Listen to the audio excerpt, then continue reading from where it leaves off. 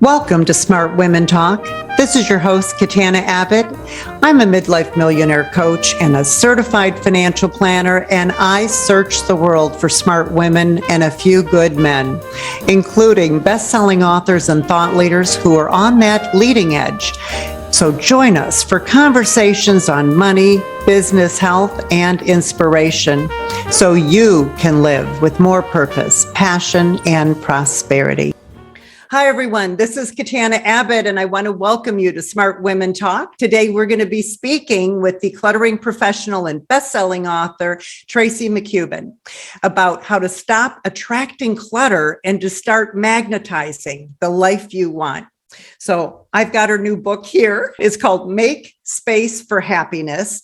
And I tell you, I started reading it and I couldn't put it down. And you'll know why in a few minutes, because Tracy has nailed this topic of clutter. And with the holidays upon us, it's the perfect time to look around at what's draining your energy, because everything is energy. It all carries energy. And we simply have too much stuff. And I'm sure you'll agree with me.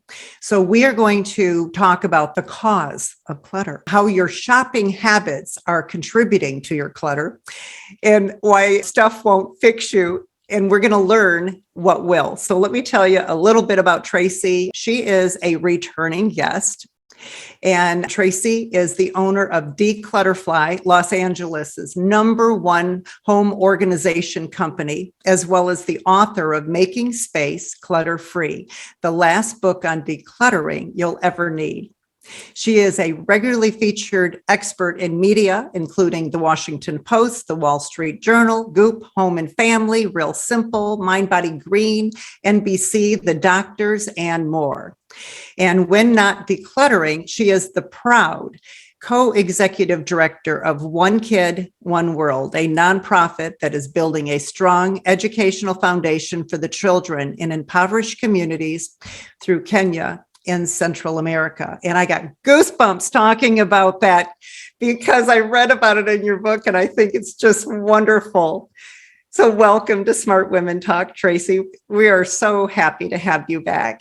Thank you, Katana. I'm so happy to be back. This is just such an amazing conversation. I want to thank you for carving out this space. You know, the bulk of my clients and followers are women heading into their third chapter. And I think that, I don't know, I feel like we've been a little overlooked. And I just love that there's a movement to talk about financial literacy with us and menopause with us and all the issues that are important. So I want to thank you for giving us this space. Yeah. And, you know, as you were just saying that, talking about this, you know, third age that we're in, and because I want to talk about clutter. And one of the things that popped up to me was how my great aunt and my grandmother both passed. And not only, you know, being a financial advisor, they wanted me to be their personal representative, but then I also ended up having to handle all the stuff.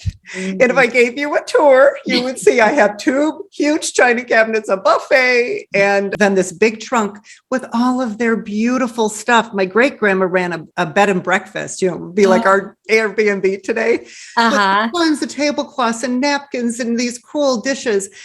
And a lot of the stuff, you know, my aunt wrote who it's from. I mean, I know I'm not the only one. You do this for a living that has all this precious stuff.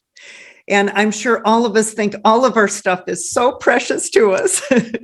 You know, how in the world are we going to ever declutter? Why is it so hard? And I'm sure this is just one thing that happens. Yeah. So here's the thing I'll say about that stuff is if you love it, if it brings you joy, if it puts a smile on your face, you know, we're heading into the holidays.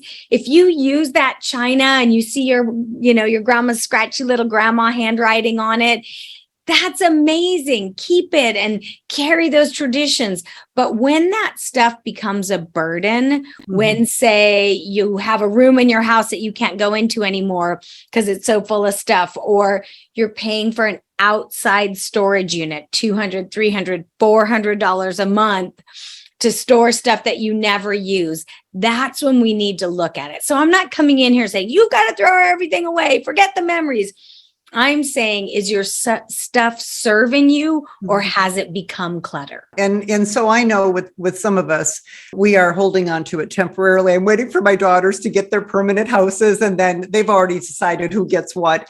And then I get to do something new because I've had it for so long, but it does bring me joy and I want to see them have it. So you're right. And I think, Katana, that's a great conversation. And I want to highlight that because I'm sure in the same way that you are like, let's talk about finances. Let's talk about where we're at. How much money does mom have? Does she have enough to get her through? You know, the people who end up in trouble are the people who don't have those conversations. Mm-hmm. And I know they're difficult, but we've got to have them. And it's the same thing about stuff. I love the fact that you've already had a conversation with your daughters about who wants what. When they get their homes, they get it. Then it doesn't happen after you can now see them enjoy it, which is so amazing. So that's what I tell people, like, as uncomfortable as the conversation feels, the outcome is so fantastic. You're going to see your daughters enjoy something you've enjoyed your whole life. What more could you ask for? Absolutely. So besides the emotional attachment, because I know your new book, Make Space for Happiness, is all about the emotional reasons that we have things. So why is it so hard to declutter? Is it procrastination, or is it this emotional thing? I think it's I think at the root of it, no one acknowledges how emotionally attached we are to our stuff. So if you don't acknowledge that, it's going to be impossible to get rid of, because you're going to be like, well, I spent so much money on it, I have to keep it, or someday I'm going to do this thing. So once you can understand that you have an emotional attachment, then you can work through it. You know, in the same way that we tell ourselves story about our money, right? We all have some like story about, oh, I can't, so it's the same thing with this stuff. And also, as we age, look, decluttering's hard. I have a team of 11 people. There are plenty of jobs that there are 4 and 5 of us on the job. So as we age, that task gets harder. And instead of beating yourself up, it's more about, you know what? I need some help. I need some support on this. No, absolutely.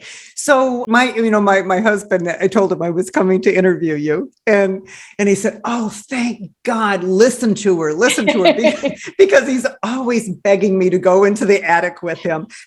Now, the attic is one place. Ours isn't even bad, but there are some people like him that just throw everything out. Yeah, right? But I think, they're definitely that. And I do recommend, do not throw your spouse's things out behind their back. That never ends well. But, I think that people really need to get clear. People always say to me, how do I start? I don't know how to start. Yeah. Get clear about your why. Why do you want to declutter? I don't know if this is true for you, but maybe you and your husband are thinking, you know what? It's time to downsize. We don't need this big house anymore. We want to split our time between 2 places. Like, we need to get rid of stuff so that when it comes time to move, it's easier. Mm-hmm. So I want everybody to think about, why do you want to start decluttering? And I want it to be a positive why. I don't want it to be, I'm a bad housekeeper, I'm lazy. No. I want it to be, you want to have the family over for the holidays. You want to take a trip. You don't want to be paying for the storage unit. So once you sort of do that, then the journey gets easier because you know why you're doing it. Yeah. So the why could be very specific like that. But and it's true. If your why is going to be what motivates you, right? Exactly. And look, the why can also be simple enough to be like, I just want more space. I just don't want to deal with this stuff anymore. I want to breathe a little easier. That's a great why, but it's about intention. And, after all these years of decluttering, and I started to see people's houses fill up again, I realized we aren't being intentional about what we buy. And that's what had me write the second book, Make Space for Happiness, because Katana, I feel like we can't talk about decluttering if we're not talking about our buying habits. So why is it that we declutter, we get rid of things, and then we buy more stuff?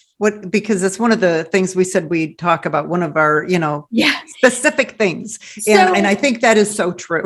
Yeah, totally. So look, the science has proven this. We, at our simplest, we're sort of biologically designed to be hunters and gatherers, right? When we were tribal and we were nomadic, when we found a pear tree out in the wild or an animal to kill, we got a big hit of dopamine to encourage us to keep doing that. So we survived, but we haven't adjusted to that. So now when we go to TJ Maxx, we get the same hit of dopamine as if we had just killed a woolly mammoth, right? So we haven't adjusted. So we get this little hit of dopamine and we think that the shopping and the stuff is going to solve all our problems. And it doesn't work. And what happens even more so is that the dopamine that we got from buying the blouse on sale wears off so quickly that we have to buy another one and we have to buy another one. And it continues to not work and it continues to not work and it continues to not work. And then we're left with a house full of stuff and feeling really empty.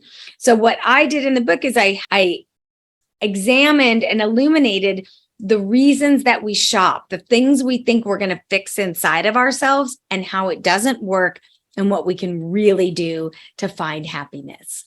So can we talk a little bit about the reasons why we shop? Because, let's face it, in fact, I was going to ask you if shopping has something to do with hormones. And you just said it did. And it goes way back into our ancestors. It goes survival. It's almost like it's such a strong thing that it's about survival almost. Exactly. But then you couple it with this idea of that, first of all, we're being marketed to 24 hours a day, right? Everything is marketing.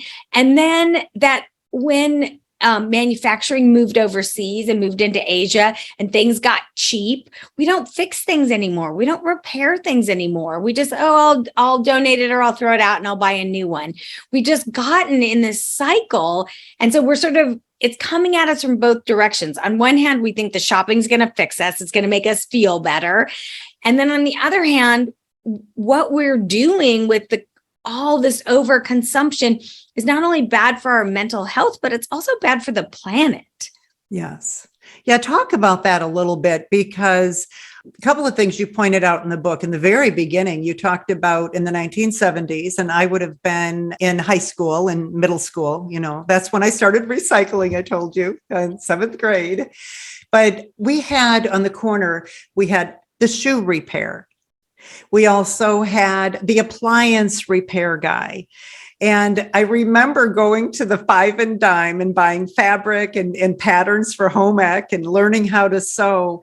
And there was something that happened. You just mentioned it, but I want people to really think about, there was a major thing that happened in the night after the 1970s.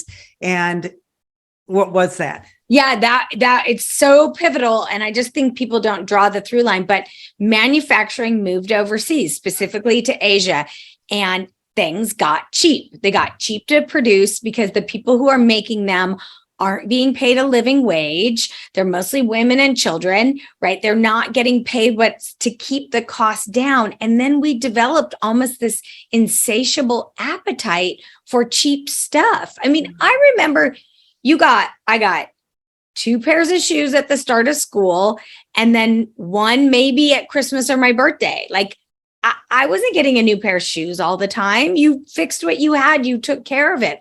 So when consumer goods got cheap, we stopped taking care of things because we think it's replaceable. And, somebody once said to me, and I thought this just turned my whole thinking around. They said, when you throw something away, where's away? Where are you throwing it? We don't think about it. We put it in our trash can. It goes on to we don't think that it's going to the landfill. We don't think about the giant, basically island the size of Texas of plastic floating around the Pacific Ocean. We're not being accountable that our shopping affects everyone else and the environment. So I'm not saying don't shop, because look, I love pretty things. I love a cute blouse. I do, it's how we're hardwired. But I want people to start thinking about the long-term effects of their shopping on their mental health, on the state of their home, and on the state of the planet. Yeah. And the holidays are here. And I just found this out, during COVID, especially last year, that when you order all this stuff, they have to cut down all these trees and make these boxes, right? And then they ship it here and there's all this fuel and you finally get it. And then you give it to someone in wrapping paper that you end up throwing out, right? All the wrapping paper gets thrown out and then they don't want it. And so then they try to return it. And a lot of that stuff, it's just, again, it's cheap. It's not worth it for them to package it all up and figure out how to get it back to where it can be, sold just again. Thrown away. So they say that I think it's 30% of the Amazon is returned. I think the last time I read this statistic, it was about 36% of all Amazon returns are just thrown away. Just thrown away, like at the dump, and so I think if people understood that that's what was happening, they would be more thoughtful in their shopping. Think just how much, I want a listener out there to think how much they buy from Amazon in a week and imagine that 30% of that to go straight into the trash. And, it's really sad when there's so many people that don't have anything, that it can't be packaged up somehow and sent to a nonprofit, because you know how great nonprofits are with taking care of resources, right? And then be somehow donated then.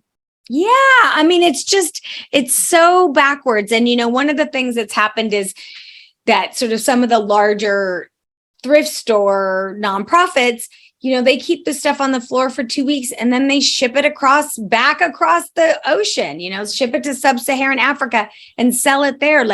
We just don't make anything anymore. We don't understand where things come from. I mean, you talked about it. I sewed my own prom dress. I was very proud of it. And when you make something for yourself and you realize the work that goes into it, you sew a dress, then you're like, oh yeah, someone shouldn't be paid 50 cents to do this. This is a ton of work. So when we understand how things are made, we have an appreciation for the labor that goes into it and what we're spending on them.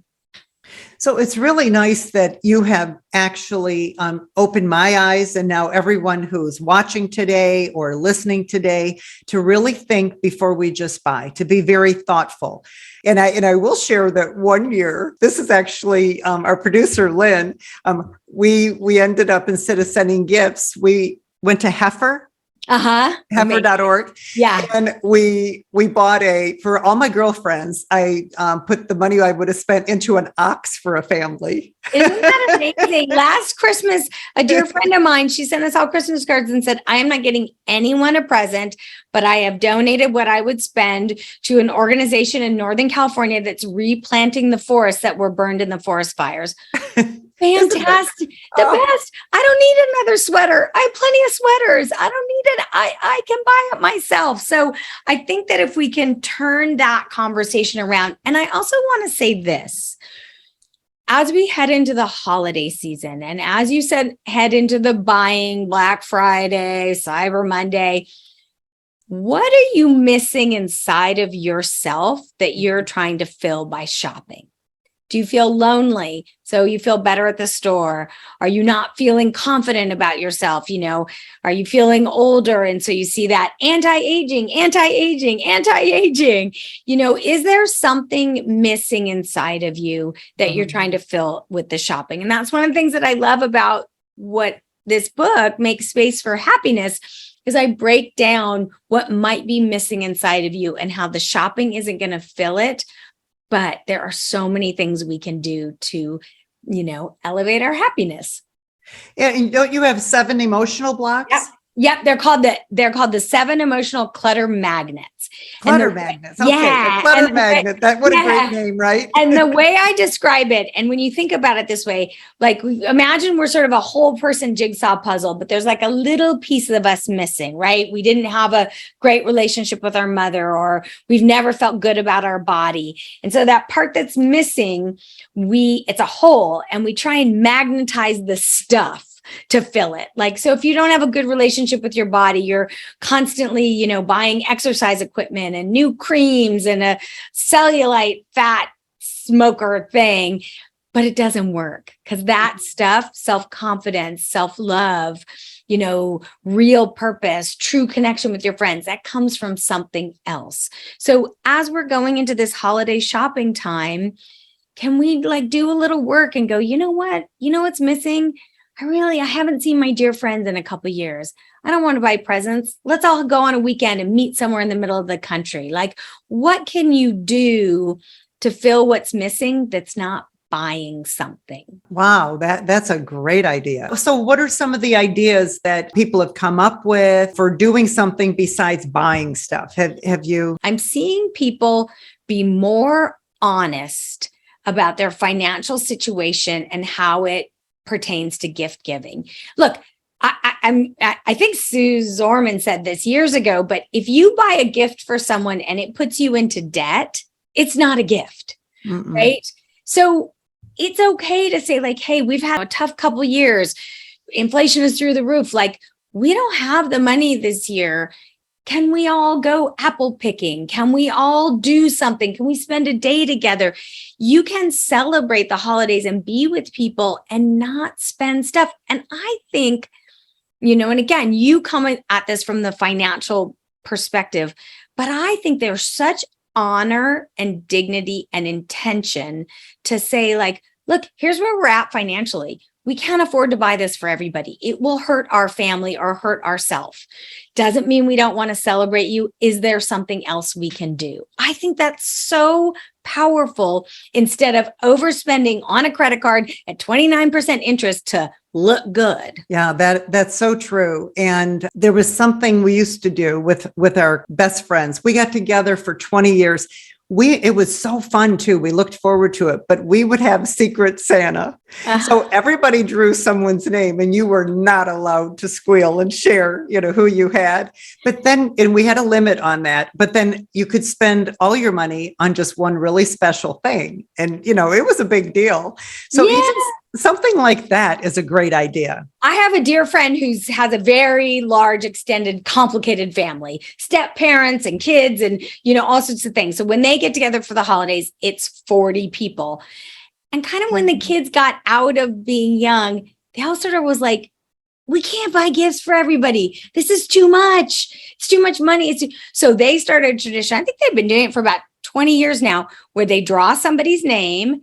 And so let's say I draw your name. Yeah. And then for the whole year, I get you your birthday present, your Mother's Day present, you're this. And then that way you get really nice things that you want. Also, let's talk about this, Katana.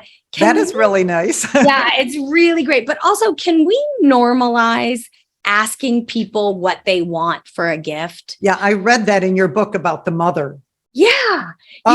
It's just, there's so many people that are buying and they're really buying because they want to be shopping or they're buying for themselves. It's okay. I have a lovely partner. He's so supportive. He's so amazing. He can't read my mind. He can't read it. Right. So, sometimes I'm look, this is what I really want for my birthday. I need this purse. I really want this work bag. It's okay. We haven't failed at our relationship if he can't guess what I want for Christmas. That's so important because my husband threw me a retirement party 7 years after I retired because I got my last payment on my, from my business that I had sold. And so I walk into this restaurant. I didn't even know he was going to do this. And there was all these people from the past. He spent a fortune. So in here, he was so excited because he has the gift of service and the love languages. Yeah. And for me, I would have loved to have been able to go on a vacation with him to some really wonderful place. Isn't that just so sad? Yeah. Yeah. We don't communicate. And he just thought, I never had a retirement party, but I was like, what do you mean? I've been retired for 7 years doing my second, reinvention, let's say. I think that's a great idea to ask people and for people not to feel strange being able to talk about this. So that would mean absolutely less clutter, less returns, and less to the dump sites for Amazon. Exactly. And, also, for our planet. And also, if we look at sort of the older people in our lives, I have a dear She's sort of a godmother to me. She's 94. She's just, one of my closest, like I love her. And we just went and saw her last weekend and she doesn't need anything. The holidays are coming up. All she wants to do is have lunch with us. That's all we want to do is have lunch with her. So, it's sort of, are there people in your life that don't need this stuff? And what can you do for them? How can you be of service? In that book, the love languages too, that would help if you understand that, one person, they just need recognition. So you can just do something really fun for them and recognize them, where another person, they want to spend time with you. Yeah. And that's an amazing thing. If people out there haven't read the 5 love languages, it's fascinating. And It is so true. I had everybody on my staff take it, and acts of service is all of our love language. All of it. So it's really, it's great. Everybody should do it. It's fantastic. So let's give some tips now. How does someone get started with this whole thing of decluttering? Because it can seem very overwhelming. One of the gals who's been on the show several times, Deborah Poneman, she has a 27-9 that she would do. And so for 9 days, you would either give away, throw away, give 27 things. That's great. Spiritual number, 27 and 9. I don't know. It's funny. I know there's something about that. So I have been doing these. I had no idea what would happen. I just did them because I thought they'd be helpful, but I do these videos on my Instagram. They're up on YouTube also, and things you can declutter in 5 minutes. Oh yeah. And I just started whapping that, putting those out and putting them in there. I printed it out when I signed up. Yeah. And it was fantastic. And people every day I get DMs. I started 6 weeks ago. I've done my whole house. And I didn't even really notice. So if it's overwhelming to you, start small, come over, sign up for my newsletter, and you'll get a list of 25 things that you can do in under 5 minutes. Come follow me on Instagram. They're bite-sized little tasks that people can take on, get them done, and they start adding up. And the next thing you know, you've done your whole house. Isn't that a great way to do it though? Yep. Just little things at a time. I store things, for my business in Rubbermaids, and I've got a little tiny corner of the garage. Okay. And it's got a beautiful, like Martha Stewart shelf with all the, Rubbermaids. But, I'm pulling out one because I'm not using this stuff. I'm not doing those things anymore, but it's good stuff. Right. And just going through it. So we open that up. Because I know other people are this precious Rubbermaid from, 30 years of my business and seminars, and it's got books. How do we decide? Because I know I printed out 2. Should it stay or should it go? I'm telling you, got good stuff here for us. But how do I decide seriously what to do with the stuff in that box? Because I don't want to just throw it in the garbage. Right. So the first kind of step is get like with like. So take that stuff out of that Rubbermaid, put it all together. And, if it came from your old office, are there pens? Are there paper pads? Are you going to use it? Are you really going to use it? If it's been in a Rubbermaid for 30 years, 5 years, you're not going to use it. You're not using it. So once you determine that, is it donatable? Is there someone that can do it? I'm a big fan. I'm sure you've talked about them on here, but I love those buy nothing groups that are on Facebook. Oh my gosh. They're groups that people are on. Hey, I need a cat carrier. I'm getting rid of a cat carrier. They are fantastic. The other day we had all these brand new 3-ring binders from a client who closed their office. And I was like, somebody needs these. Put them up on the buy nothing group. 3 teachers and a grad student came by, took a couple of them. That's teachers, $20, $30, they didn't have to spend of their own money.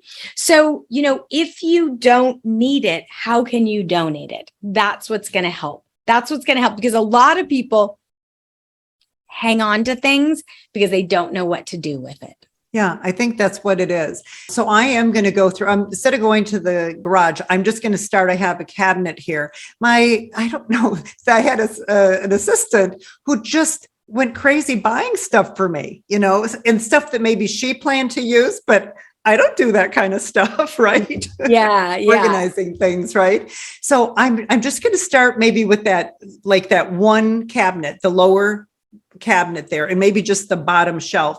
And I will bet you that most of it is going to be something I can donate. And I remember I did do that once when I was packing up clothes for this church, and they had a place where people could come and take showers and get meals. And they had a whole room for clothes, like a store, they called it, for men, women, and children. And I packed up just so many office supplies, and they were thrilled. That's the thing that people don't often understand about donating office supplies. Like if you're taking it to a small nonprofit, we work with a couple of nonprofits that help kids in the foster care system. Paper, printer paper, I'll call them sometimes, be like, we got some toner cartridge. Do you have these computers? Like that stuff is expensive. So pens, there is always a home for it. And if it's hard for you to let go, just doing a little bit of research and figuring out maybe some smaller nonprofits that could use your help, it's going to be easier to let go. Oh, yeah, absolutely.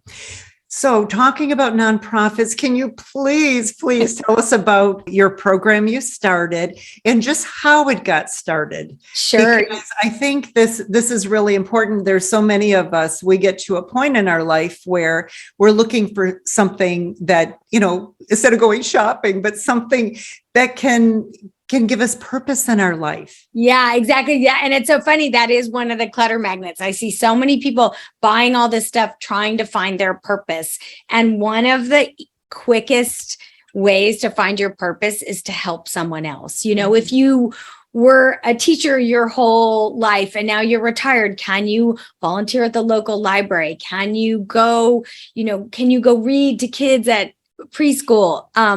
But a dear friend of mine went to Kenya 16 years ago now, and he was volunteering in the refugee camps in Darfur, actually, is where he was. And he realized that in the refugee camp, the bulk of the people that were there were women and children, and they were just trying to make a life. They'd set up little schools, they'd set up little shops, they were trying to make life. And it hit him, and we've had so many conversations about this, that if you have education, if you have knowledge is power. No one can take that away from you. No real change can come without that. So we started learning about all these schools that needed a classroom built, that needed a teacher's salary paid. And we never build a classroom from the ground up. We only go to schools that are established. We only work with schools that have at least a 50% girl student population.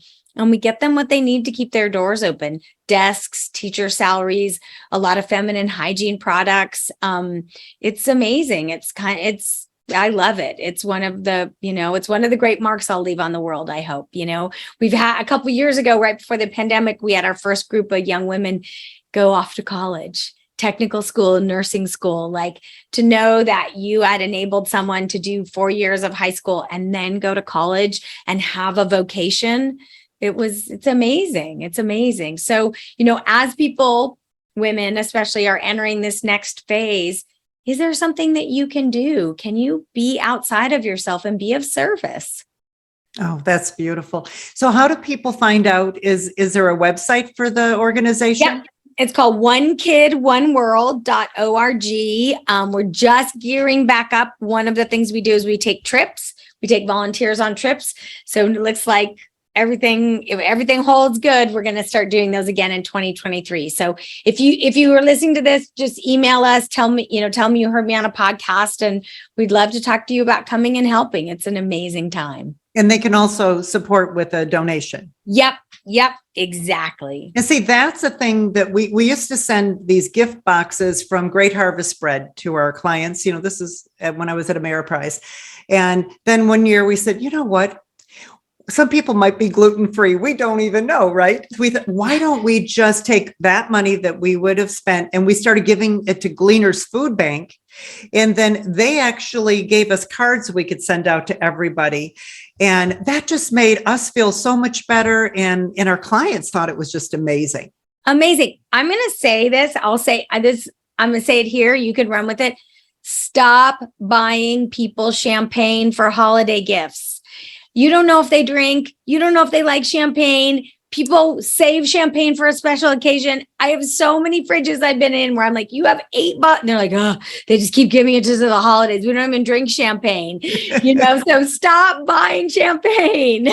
Isn't that funny? Oh my gosh. Okay. So people are listening. Is there anything else that you want to share? And I absolutely want people to know how they can get a hold of you and how they can learn more. I pulled up the website and I saw that we can get the things to declutter in 5 minutes. Yeah. And you should probably have all your social media for people to connect. So tell us about that. Absolutely. So I want to just leave everybody, I want to leave them, Katana, with one change they can make today. Okay. In their decluttering shopping journey. I want, instead of saying, oh, I need a new pair of jeans. Oh, I need a new sweater. Oh, I need a new X, Y, or Z. Just start saying you want it. Just start saying, because you don't need those things. We all have more than we need. Just start saying you want it. Because when you say you want it and not need it, it loses the grip it has on you. And then all of a sudden you're like, oh, actually, maybe I don't really want it. Or I actually can't really afford it. Or I want to put my money towards something else. So that's a change as we go into the holiday season that people can implement right now. And then asking people too what they want. Asking people, what do you want for the holidays? Or that's so great. Or can we skip the holiday gift giving this year? Everyone will be like, I'm so relieved. Yeah, or just do a secret Santa, Exactly. Simplify. Yeah. So definitely Instagram is my big platform. I do 3 to 4 days a week. I do these 5-minute decluttering challenges. They are amazing. It's at Tracy_McCubbin. They're all up on a playlist on my YouTube channel if you want to tackle your whole house. So that's great places to find me. And then my website is tracymccubbin.com. And I sent you the link, which I think you'll post in the show notes, about if you sign up for my email list, you'll get a list of 25 things you can declutter in under 5 minutes. Yeah. Yeah. And I'm going to actually start with this list. Yay. I'm so excited. I'm not going to show it to my husband because he'll be walking around with it. Check. And that's so funny. Oh my gosh. Well, and then also if you are looking for a good gift, because books are nice because you can re-gift them. Yeah. Right? Once you have a book, you don't have to keep it on your shelf forever. I tend to, read my books and share them with others. And a lot of my friends will do the same thing. We're always sharing books. So this is just a great gift to buy for your friends. In fact, I want to get this for the gals in my group. I have a group called the Midlife Millionaire Solution. And last year we did a daily journal, Mary Beatty. But this year, this would be just such a great thing, wouldn't it? To start the year out in 2023. It's amazing. And just for people who want it, also, it's available at all libraries. It's available on Kindle if you're trying to not add to your book collection.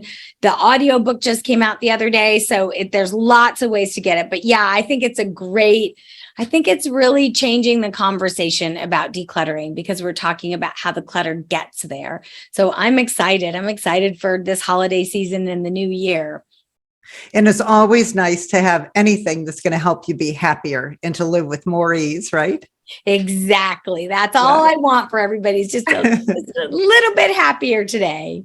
Great. And people can come to your website to find out how to hire your group too, right? Yep, absolutely. We're predominantly based in Los Angeles and New York, but we are, we do travel for big jobs. So hop on board. And I also offer virtual sessions if you need a little more hand holding.